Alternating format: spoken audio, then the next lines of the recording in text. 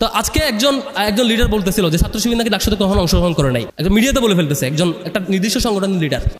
আমার ওনাকে বলতে ইচ্ছা করছিল যে 1977-এ ছাত্র শিবির গঠিত হওয়ার পর থেকে 77 পরবর্তী 79 বা 80 82 বা 90 যে কয়টা ডাকসু হয়েছে প্রত্যেকটা ছাত্র শিবিরের প্যানেল ছিল, কিন্তু তিনি হঠাৎ করে একটা মিথ্যা হাজির করলেন মিডিয়ার সামনে। এভাবে মিথ্যা ফ্রেমিংগুলো থেকে সরে আসতে হবে। এই তথ্য নির্ভর সঠিক তথ্য বলে কম্পিটিশন আসেন, তাইলে মানে সঠিক কাজটা হবে। আপনি খালি আরেকজনকে ট্যাগিং দেন যে সে অমুক দল এটা করে কেন, কিন্তু আপনি যে আরেকজনকে ভয়ের পরিবেশ তৈরি করেন যে সে শিবির করে কেন, সে বাম করে কেন, সে ছাত্রদল করে কেন, তাকে উল্টা ট্যাগ দেন, তাকে কর্নার করার চেষ্টা করেন। এই নীতি করলে আপনার রাজনীতি হয়তো 5 দিন টিকবে, 5 ঘন্টা আপনি জয়ী হবেন, 10 ঘন্টা জয়ী হবেন, 1 বছর পরে গিয়ে শিক্ষার্থীরা আপনাকে লাল কার্ড দেখাবে, আপনার পক্ষে আসবে না। এবং এটাই হয়েছে অনেক সংগঠনের ক্ষেত্রে, রিক্রুটমেন্ট অফ, শিক্ষার্থীরা আসে না, সারা দেশে কোনো কাজ নাই, নির্দিষ্ট জায়গায় 10-15 জন খালি হচ্ছে, আমরা কাজ করতে থাকি। এখান থেকে সবাই রিফর্ম করি, একটু ভাবি নিজেদের।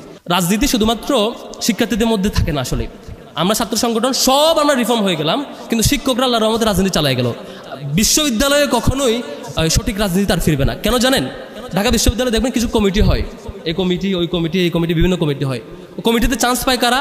যারা ওই যে নির্দিষ্ট ওই যে অ্যাপয়েন্টেড লোকজনের দল মেনটেন করবে। আপনি তো কমিটিতে চান্স পাবেন না, আপনি কমিটিতে চান্স পাবেন, কমিটির মিটিং হবে, বিভিন্ন বাজেট পাবেন, আপনি উপকৃত হবেন। আপনার আসসালামু আলাইকুম।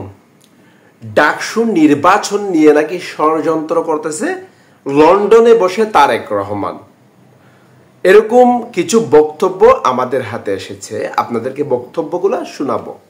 এখন আমাদের প্রশ্ন হচ্ছে, তারেক রহমান কেন ডাকসু নির্বাচন ষড়যন্ত্র করবে?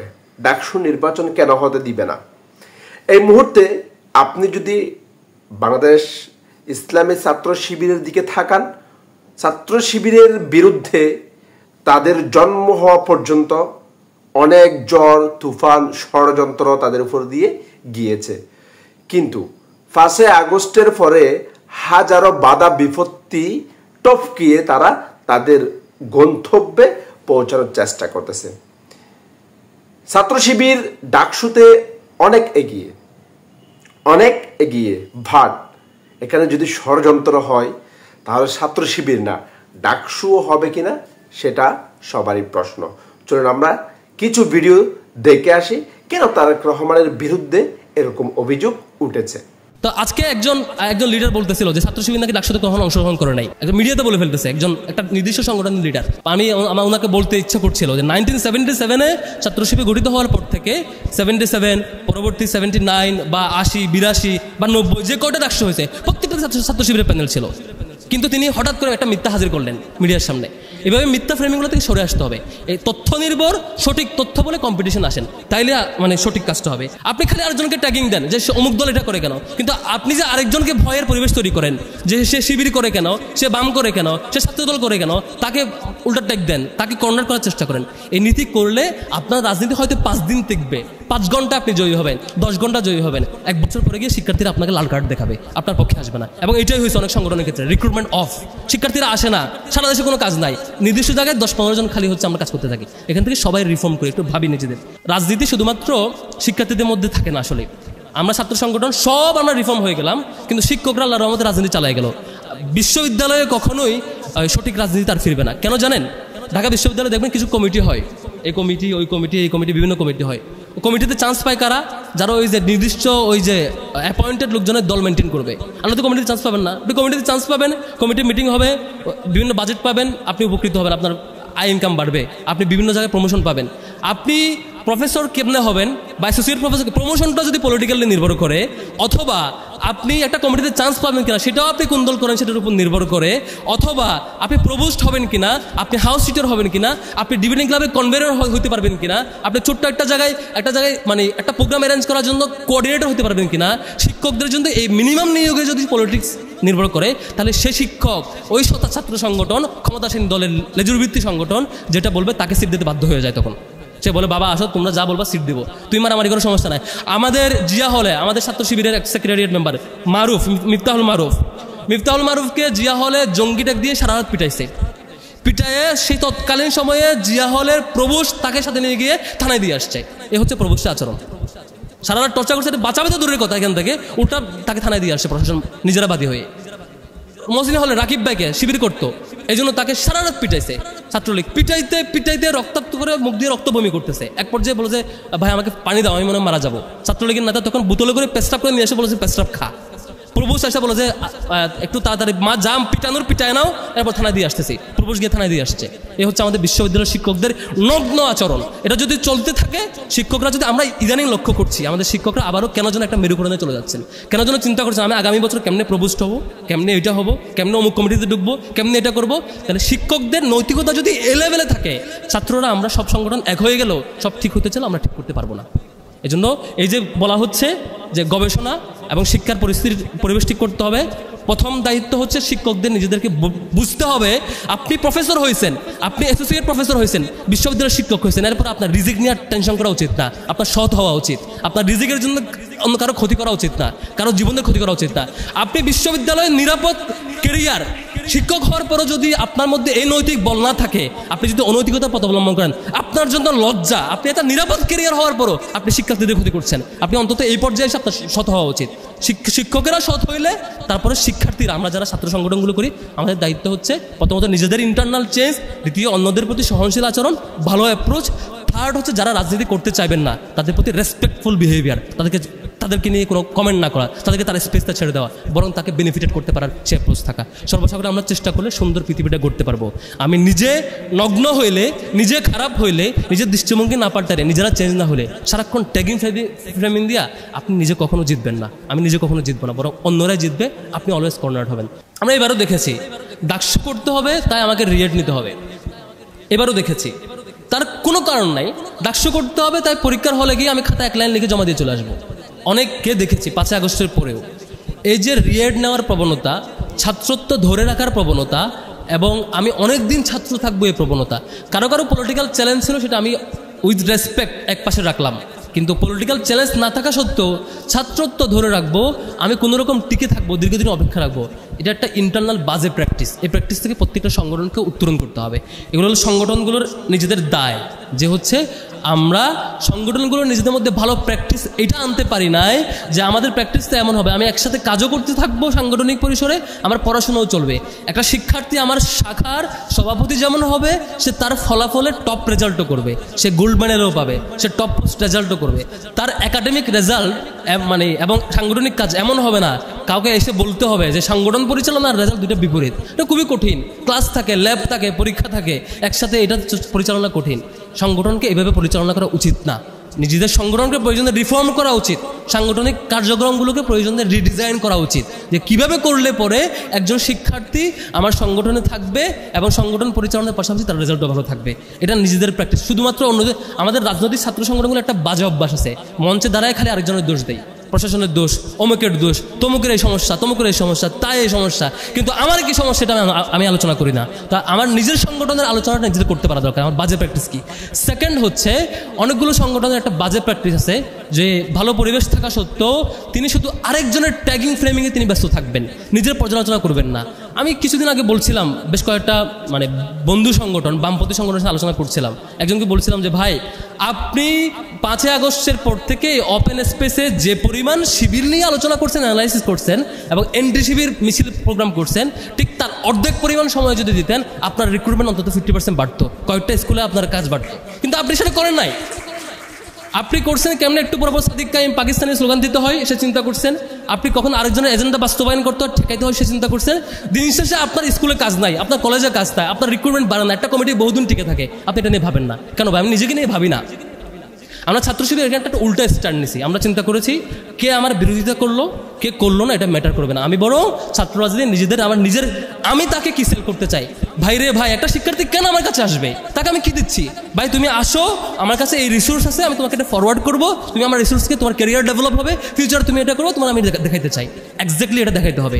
আরেকজনের বিরোধিতা করবো সেজন্য তুমি আসবা, কোনো বিশ্ববিদ্যালয়ের শিক্ষার্থীর ঠেকা পড়ে নাই আপনার রাজনৈতিক এজেন্ডা বাস্তবায়ন করার জন্য এখানে আসবে। বিশ্ববিদ্যালয়ের শিক্ষার্থী তখন আসবে যদি এখানে আসলে পরে সে ভালো কিছু পায়। আপনি ইলেকশন করবেন, আপনি বড় বড় বক্তৃতা দিবেন, আপনি রাজনৈতিক এজেন্ডাকে হাজির রেখে আপনাকে লিডার বানাবেন, সেজন্য আপনার সেবাদাস করার জন্য কেউ আসে নাই। আরেকটা মেজর প্রবলেম সেটা হচ্ছে রাজনৈতিক দল একটু বড় হওয়ার পরে চিন্তা করি সুপিরিয়র প্ল্যাটফর্মকে কেমন সেবা করা যায়। শুধু একটা বিশেষ প্ল্যাটফর্মকে সুপিরিয়র বানানো এবং তাকে ফলো করা, তিনি যা বলবেন তাই হবে, আপনার কর্মীদের মূল্যায়ন থাকবে না। এখান থেকে মানে প্রত্যেক প্রত্যেকটা ছাত্র সংগঠনকে ইন্টারনাল রিফর্ম করা উচিত।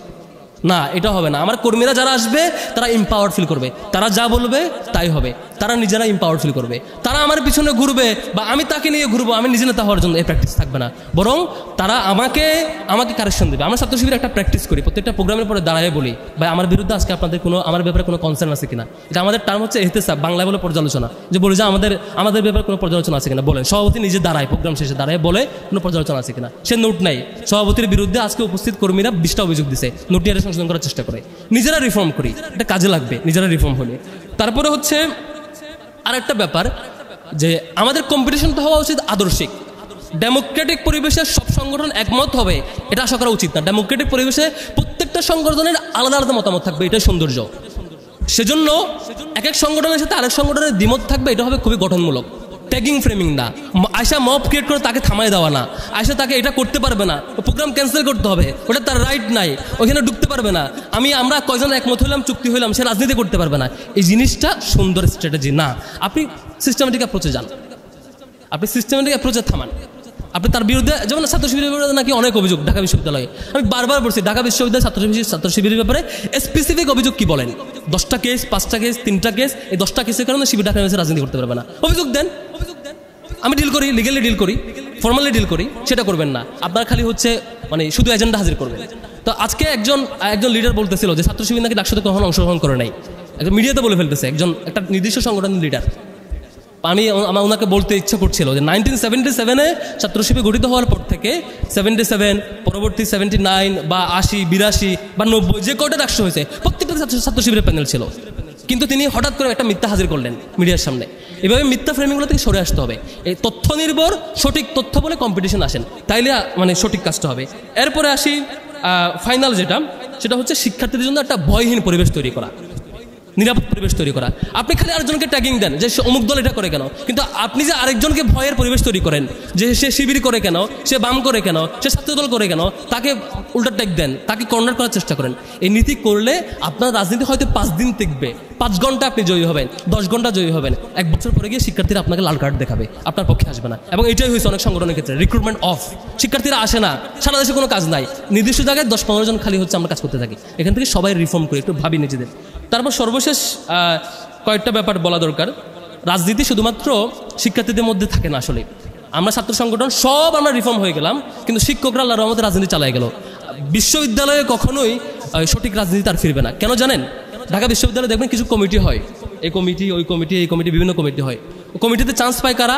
যারা ওই যে নির্দিষ্ট ওই যে অ্যাপয়েন্টেড লোকজনের দল মেনটেন করবে। আপনারা তো কমিটিতে চান্স পাবেন না। আপনি কমিটিতে চান্স পাবেন, কমিটি মিটিং হবে, বিভিন্ন বাজেট পাবেন, আপনি উপকৃত হবেন, আপনার আয় ইনকাম বাড়বে, আপনি বিভিন্ন জায়গায় প্রমোশন পাবেন। আপনি প্রফেসর কেমনে হবেন বা অ্যাসোসিয়েট প্রফেসর, প্রমোশনটা যদি পলিটিক্যালি নির্ভর করে, অথবা আপনি একটা কমিটিতে চান্স পাবেন কিনা সেটাও আপনি কোন দল করেন সেটার উপর নির্ভর করে, অথবা আপনি প্রভোস্ট হবেন কিনা, আপনি হাউস সিটার হবেন কিনা, আপনি ডিবেটিং ক্লাবে কনভেনর হতে পারবেন কিনা, আপনি ছোট্ট একটা জায়গায় একটা প্রোগ্রাম অ্যারেঞ্জ করার জন্য কোঅর্ডিনেটর হতে পারবেন কিনা।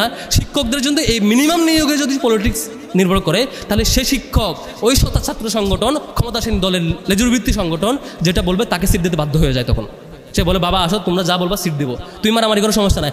আমাদের জিয়া হলে আমাদের ছাত্র শিবিরের সেক্রেটারিয়েট মেম্বার মারুফ, মিফতাহুল মারুফকে জিয়া হলে জঙ্গি ট্যাগ দিয়ে সারা রাত পিটায়ে সেই তৎকালীন সময়ে জিয়া হলের প্রভোস্ট তাকে সাথে নিয়ে গিয়ে থানায় দিয়ে আসছে। এ হচ্ছে প্রভোস্টের আচরণ। সারা রাত টর্চার করছে, বাঁচাবে তো দূরের কথা, এখান থেকে উল্টা তাকে থানায় দিয়ে আসছে প্রশাসন নিজেরা বাদী হয়ে। মসজিদ হলে রাকিব ভাইকে শিবির করতো, এই জন্য তাকে সারা রাত পিটাইছে ছাত্রলীগ। পিটাইতে রক্তাক্ত করে মুখ দিয়ে রক্ত বমি করতেছে। এক পর্যায়ে বলে যে, ভাই আমাকে পানি দাও, আমি মনে মারা যাবো। ছাত্রলীগের নেতা তখন বোতলে করে পেস্টাপ করে নিয়ে এসে বলেছে, পেস্টাপ খা। প্রভোস্ট এসে বলে যে, একটু তাড়াতাড়ি মা জাম পিটায় নাও, এরপর থানায় দিয়ে আসতেছি। প্রভোস্ট গিয়ে থানায় দিয়ে আসছে। এ হচ্ছে আমাদের বিশ্ববিদ্যালয়ের শিক্ষকদের নগ্ন আচরণ। এটা যদি চলতে থাকে, শিক্ষকরা যদি, আমরা ইদানিং লক্ষ্য করছি আমাদের শিক্ষকরা আবারও কেন যেন একটা মেরুকরণে চলে যাচ্ছেন, কেন যেন চিন্তা করছেন আমি আগামী বছর কেমনে প্রভোস্ট হবো, কেমনে এটা হবো, কেমনে অমুক কমিটিতে ঢুকবো, কেমনে এটা করবো। তাহলে শিক্ষকদের নৈতিকতা যদি এ লেভেলে থাকে, ছাত্ররা আমরা সব সংগঠন এক হয়ে গেলেও সব ঠিক হতে চাইলে আমরা ঠিক করতে পারবো না। এজন্য এই যে বলা হচ্ছে যে গবেষণা এবং শিক্ষার পরিবেশ ঠিক করতে হবে, প্রথম দায়িত্ব হচ্ছে শিক্ষকদের নিজেদেরকে বুঝতে হবে। আপনি প্রফেসর হয়েছেন, আপনি অ্যাসোসিয়েট প্রফেসর হয়েছেন, বিশ্ববিদ্যালয়ের শিক্ষক হয়েছেন, এরপর আপনার রিজিক নিয়ে টেনশন করা উচিত না, আপনার সৎ হওয়া উচিত। আপনার রিজিকের জন্য অন্য কারো ক্ষতি করা উচিত না, কারো জীবনের ক্ষতি করা উচিত না। আপনি বিশ্ববিদ্যালয়ের নিরাপদ কেরিয়ার, শিক্ষক হওয়ার পরও যদি আপনার মধ্যে এই নৈতিক বল না থাকে, আপনি যদি অনৈতিকতার পথ অবলম্বন করেন, আপনার জন্য লজ্জা। আপনি একটা নিরাপদ কেরিয়ার হওয়ার পরও আপনি শিক্ষার্থীদের ক্ষতি করছেন। আপনি অন্তত এই পর্যায়ে এসে আপনার সৎ হওয়া উচিত। শিক্ষকেরা সৎ হইলে তারপরে শিক্ষার্থীরা, আমরা যারা ছাত্র সংগঠনগুলো করি, আমাদের দায়িত্ব হচ্ছে প্রথমত নিজেদের ইন্টারনাল চেঞ্জ, দ্বিতীয় অন্যদের প্রতি সহনশীল আচরণ, ভালো অ্যাপ্রোচ, থার্ড হচ্ছে যারা রাজনীতি করতে চাইবেন না তাদের প্রতি রেসপেক্টফুল বিহেভিয়ার, তাদেরকে নিয়ে কোনো কমেন্ট না করা, তাদেরকে তার স্পেসটা ছেড়ে দেওয়া, বরং তাকে বেনিফিটেড করতে পারার সে অ্যাপ্রোচ থাকা। সর্বসাকুল্যে আমরা চেষ্টা করলে সুন্দর পৃথিবীটা গড়তে পারবো। আমি নিজে নগ্ন হইলে, নিজে খারাপ হইলে, নিজের দৃষ্টিভঙ্গি না পাল্টালে, নিজেরা চেঞ্জ না হলে, সারাক্ষণ ট্যাগিং ফ্রেমিং দিয়া আপনি নিজে কখনো জিতবেন না। আমি নিজে কখনো জিতবো না, বরং অন্যরাই জিতবে। আপনি অলওয়েজ কর্নার হবেন। আমরা আল্লাহর কাছে দোয়া করি, আল্লাহ রাব্বুল আলামিন যাতে আমাদের সবাইকে মিলে সাথে নিয়ে সত্যিকারের এই ক্যাম্পাসটা সত্যিকার অর্থে গড়বার তৌফিক দিক, শিক্ষার সুন্দর পরিবেশ নিশ্চিতে ভূমিকা রাখার তৌফিক দিক। ছাত্র শিবির জায়গা থেকে আমি কমিটমেন্ট দিচ্ছি, এই যা আলোচনা করছি ইতিবাচক কোনো কমিটমেন্ট আমার দ্বারা ব্রেক হবে না, নেতিবাচক কোনো কাজ আমার দ্বারা হবে না ইনশাআল্লাহ। থ্যাংক ইউ সবাইকে। আসসালামু আলাইকুম রহমতুল্লাহ। দেশের এখন অবস্থা এমন হয়েছে যে যেখানে যাই হোক না কেন সব দোষ হলো ছাত্র রাজনীতির।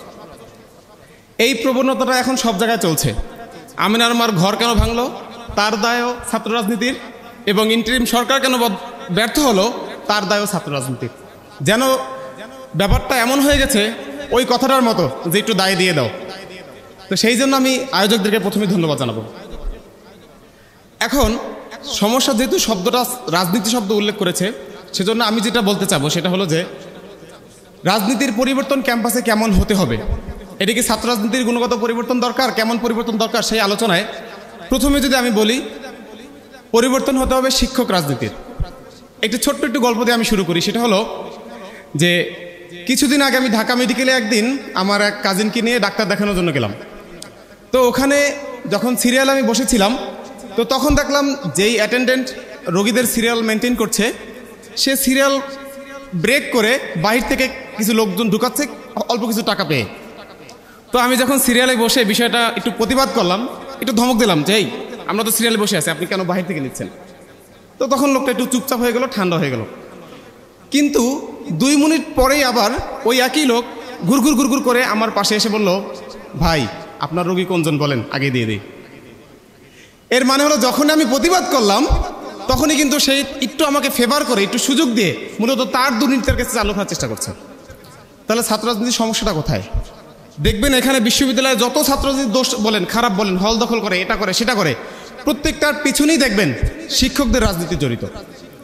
কারণ দুর্নীতিবাজ শিক্ষকরা তিনি যে হলে কিংবা প্রতিষ্ঠানে যে দুর্নীতি করেন, সেই দুর্নীতিকে লুকিয়ে রাখার জন্য কিংবা ছাত্রদের ভয়েসকে ডাউন করার জন্য তিনি মূলত সরকারি দল বা ক্ষমতাশীল যে ছাত্র সংগঠন থাকে তার হাতে হলকে তুলে দেয়। হলকে তুলে দিয়ে বলে তুমি হল চালাও, আমি টাকা পয়সা চালাই। এটা হলো আসল বাস্তবতা। সেজন্য যদি ক্যাম্পাসের পরিবর্তন চাই, ছাত্র রাজনীতির পরিবর্তন যদি আমি চাই, তাহলে প্রথম হতে হবে শিক্ষকদের রাজনীতির পরিবর্তন। শিক্ষকরা রাজনীতি করতে পারবে না। কারণ দেখেন একটা হলে, আমি যে হলটাতে থাকি SM হল, তো সেই হলে আমি যদি রাজনৈতিক হই, আমি যদি বায়াস্ট হই, তাতে সমস্যা কি হলের? আমি যদি ঢাকা বিশ্ববিদ্যালয়ে একটা ছাত্র সংগঠন করি, তাহলে বিশ্ববিদ্যালয়ের লেখাপড়ার পরিবেশ কেন নষ্ট হবে, হলের পরিবেশ কেন নষ্ট হবে? কারণ আমার তো অধিকার নাই আমি কোনো শিক্ষা কারিকুলাম তৈরি করব, আমার তো অধিকার নাই আমি হলে একজন শিক্ষার্থীকে সিট দেব। তাহলে সিটটা কে দেয়? দেয় হল প্রশাসন। কিন্তু হল প্রশাসন দুর্বল হওয়ার কারণে, হল প্রশাসন দুর্নীতিবাজ হওয়ার কারণে সে মূলত সরকারি দলের ছাত্র সংগঠনের হাতে হলকে তুলে দেয়। তো সেজন্য ছাত্র রাজনীতি শুধু না, বরং শিক্ষকদের রাজনীতির পরিবর্তন হতে হবে। এখন শিক্ষকদের রাজনীতি পরিবর্তন কি? সেজন্য বিশ্ববিদ্যালয়তে একটা ঘোষিত ব্যাপার আছে কি শিক্ষকরা রাজনীতি করতে পারবে না বা পারে না। তো এর ফলে আমরা কি দেখি? এর ফলে আমরা দেখি গুপ্ত রাজনীতির প্রচলন তৈরি হয়ে যায়। সেই প্রচলনটা কি? শিক্ষকরা হয়তো এখন আওয়ামী লীগ করেন না, বিএনপি করেন না, কিন্তু লাল নীল সাদা নানান রঙের খেলা খেলেন তারা।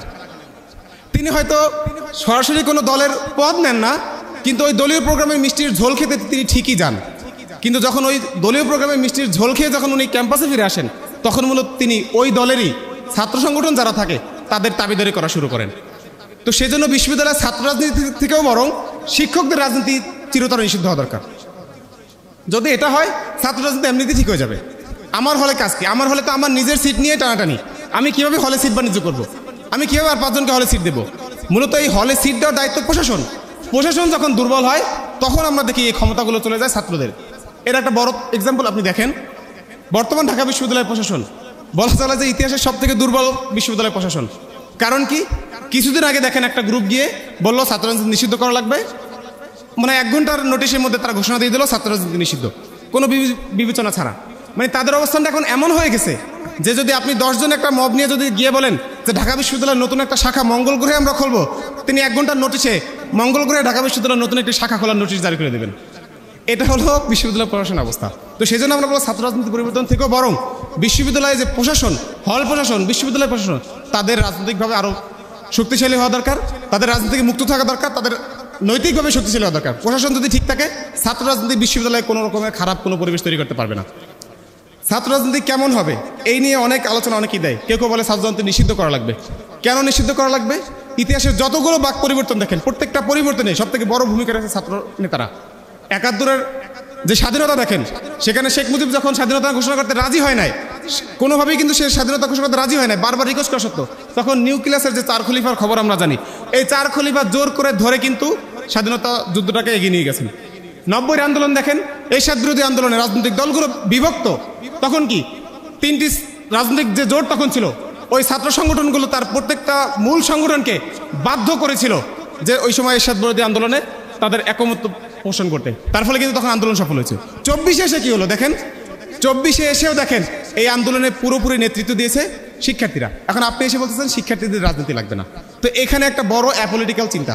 এই অ্যাপলিটিক্যাল মূলত বিগত দিনে বানাতে চেয়েছিল আওয়ামী লীগ। সে চেয়েছিল শিক্ষার্থীদের মধ্যে কোনো রাজনৈতিক সচেতনতা না থাক, সে চেয়েছিল শিক্ষার্থীরা চুপ করে থাকুক। কারণ শিক্ষার্থীরা যত বেশি চুপ করে থাকতে পারবে, বিশ্ববিদ্যালয় প্রশাসন এবং সরকার তত বেশি স্বেচ্ছাচারী হওয়ার সুযোগ পাবে।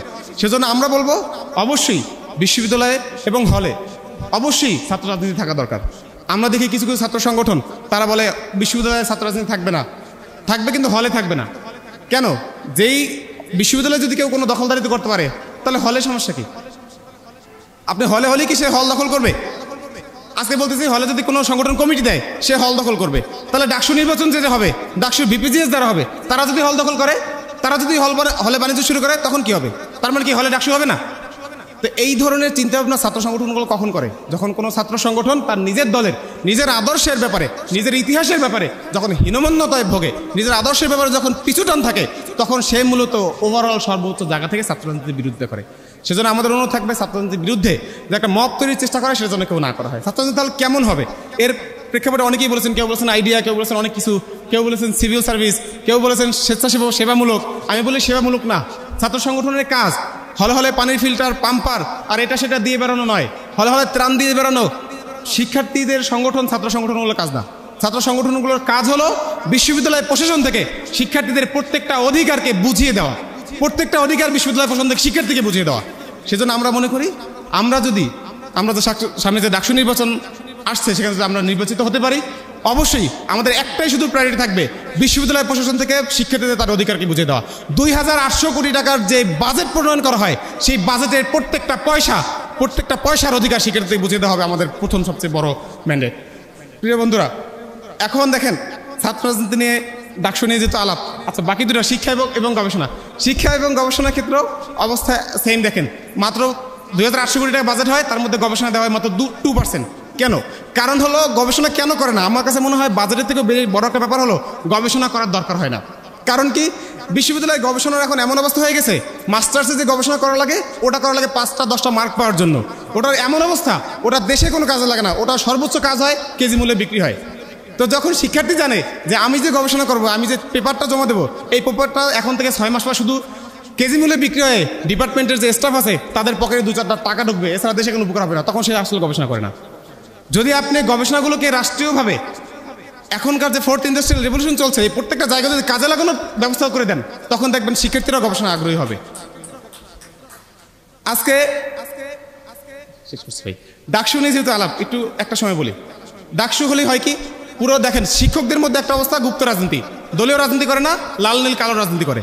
শিক্ষার্থীদের মধ্যে একই অবস্থা। 5ই আগস্টের পরে একটা গুপ্ত প্রবণতা তৈরি করে দেওয়া হয়েছে। হলে হলে সব জায়গায় ক্যাম্পাসের মধ্যে প্রচারণা কি করা হয়েছে, ছাত্র রাজনীতি ক্যাম্পাসে চলবে না, কি চলবে, সাধারণ শিক্ষার্থীদের রাজনীতি। তাহলে সাধারণ শিক্ষার্থী কে?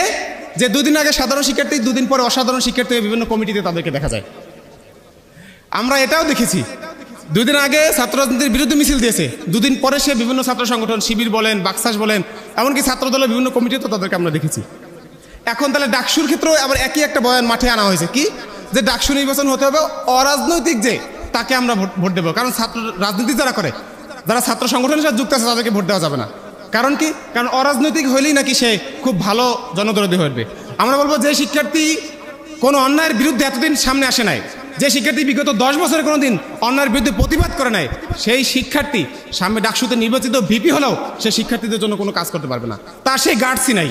যারা বিগত দিনে স্বৈরাচারের চোখে চোখ রেখে কথা বলেছে, যারা বিগত দিনে আত্মস্বার্থ ত্যাগ করে হলেও স্বৈরাচারের বিরুদ্ধে কথা বলেছে, আগামী দিনেও যদি কেউ স্বৈরাচারী হয়ে উঠতে চায়, বিশ্ববিদ্যালয় প্রশাসন যদি স্বৈরাচারী উঠতে চায়, যারা আগে কথা বলতে পেরেছে তারা আগামী দিনেও কথা বলতে পারবে।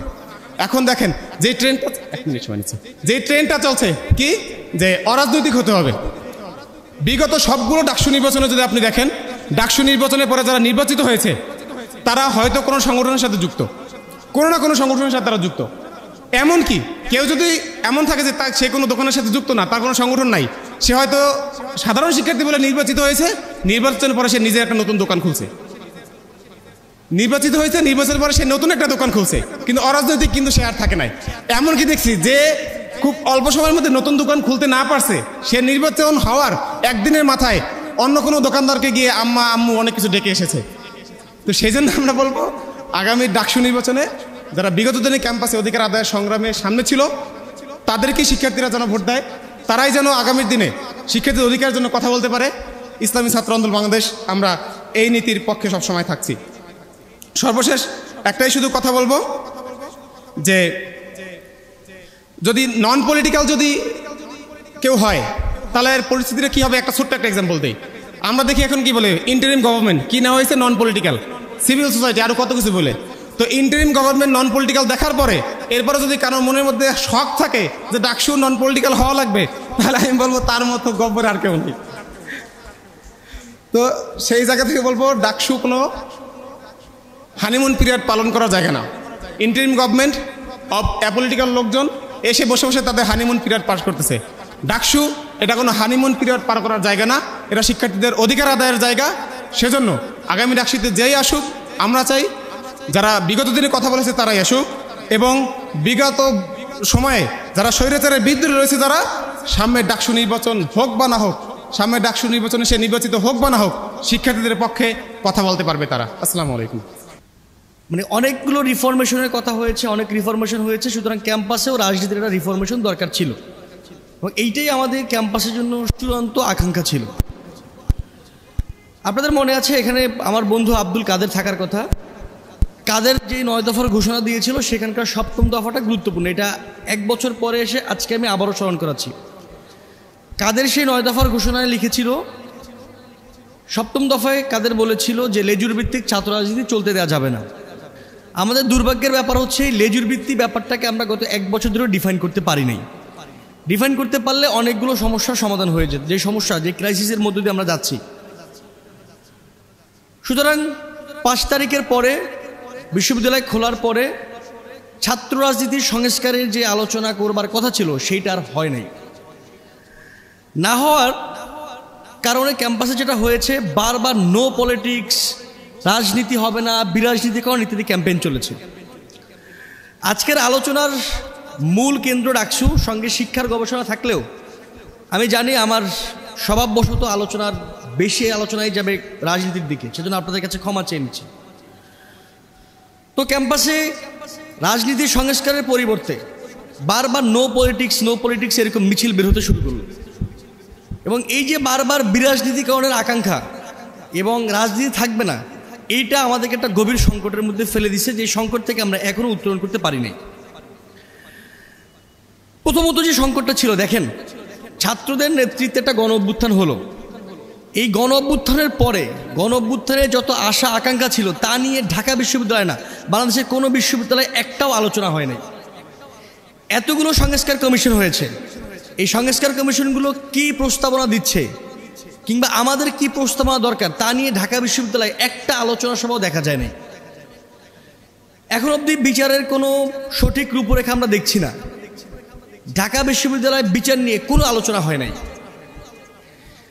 বাংলাদেশের অনেকগুলো প্রাইভেট বিশ্ববিদ্যালয় ট্রাইব্যুনাল নিজেরা গিয়ে পাবলিকলি তারা ওই সময় অভ্যুত্থানের স্মৃতি, অভ্যুত্থানের সাক্ষী শুনেছে।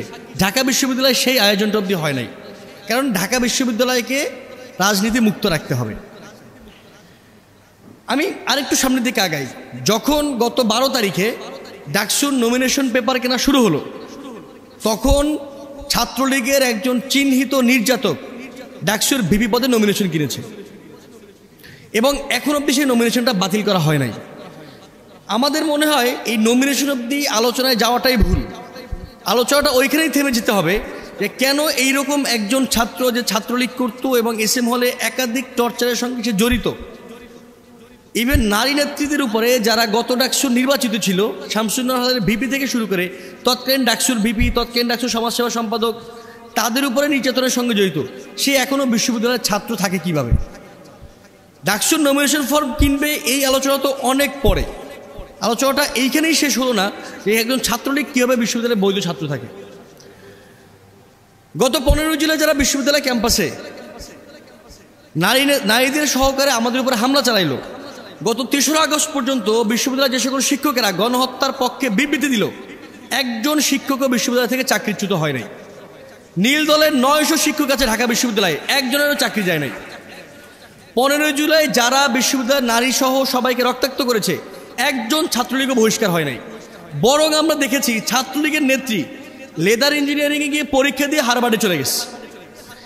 এমনও আমরা দেখেছি ছাত্রলীগ যে 15 তারিখ ডিসি চত্বরে হামলা চালাইছে, পরবর্তীতে ঢাকা মেডিকেলে গিয়ে যেই চিত্র আমরা কেবলমাত্র বিশ্বে দেখেছি ফিলিস্তিনে, যে হাসপাতালে গিয়েও হামলা চালানো যায়, একই জিনিস চিত্রায়িত হয়েছে 15 জুলাই বিকালে ঢাকা মেডিকেলে দুপুর 2টা-3টার পরে। সেই লোককে আমরা দেখেছি লেদার ইঞ্জিনিয়ারিং গিয়ে পরীক্ষা দিতে, বিশ্ববিদ্যালয় তার নিয়ে কোনো হেডেক নেই, তারা পরীক্ষা দিচ্ছে। আমাদের যারা ছাত্র ভাইয়েরা, আমাদের কমরেডরা গিয়ে তাকে পুলিশে ধরায় দিচ্ছে। সুতরাং মুশকিলটা হয়েছে যে রাজনীতি থাকা যাবে না, রাজনীতি নো পলিটিক্স ক্যাম্পেইন। এই নো পলিটিক্স ক্যাম্পেইনের মাধ্যমে আমরা অনেকগুলো নির্যাতককে বিশ্ববিদ্যালয়ে বৈধতা দিয়ে রাখছি।